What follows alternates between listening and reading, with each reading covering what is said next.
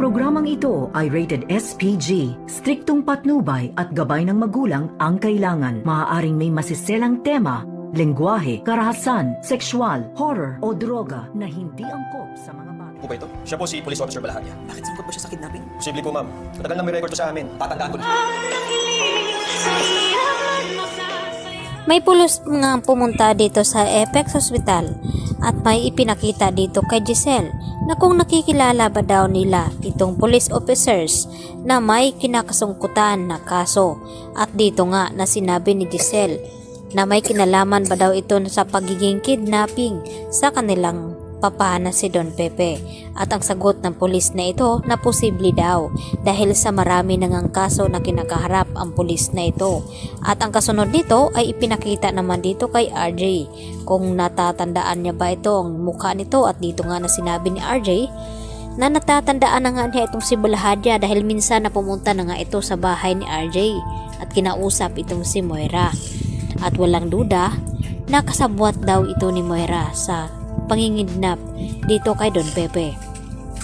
Kaya agad na inotos ni RJ dito sa mga kapulisan na agad na ipapahanap itong si Moira at itong si Balahanya at dapat hulihin daw ito dahil malakas ang kanilang hinala na ito ang mga kidnapping dito sa ama ni RJ at ni Giselle.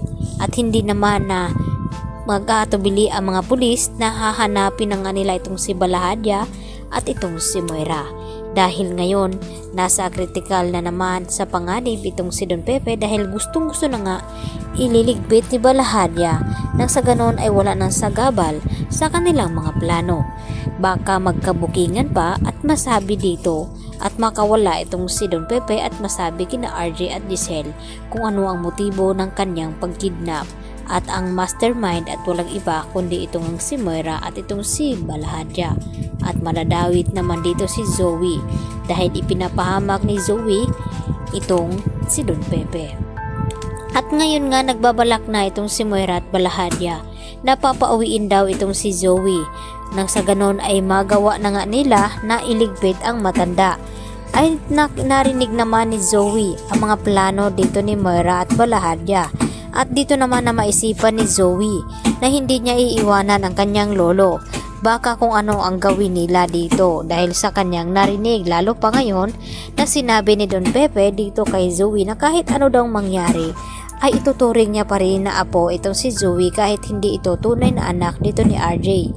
Subalit nagpakitang tao lang ang kabaitan ni Don Pepe dito kay Zoe dahil alam niya na itong si Zoe ang magiging niyang kakampi at mapapatakas siya nito, lalo pa ngayon na narinig dito ni Don Pepe kung sino talaga ang tunay na ama dito ni Zoe at nalaman niya na si Carlos Benitez nga ang ama dito ni Zoe at mas kinakailangan niyang makatakas nang sa ganon ay masabi niya dito kina Lynette at Annalyn na niloloko lang pala siya ng taong pinakasalan ni Lynette na ito na ngang si Carlos dahil nagkaroon pala ng anak itong si Carlos dito kay Moira at ito na ngang si Zoe.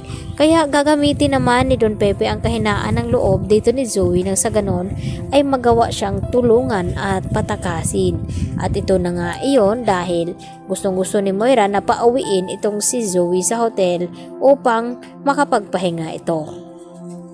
At nagulat naman itong si RJ sa sinabi dito ni Annalyn na tumawag daw itong si Zoe kay Carlos at humihingi daw ng tulong. At hindi lang iyon dahil tinatawag pa daw ni Zoe na daddy itong si Doc Carlos.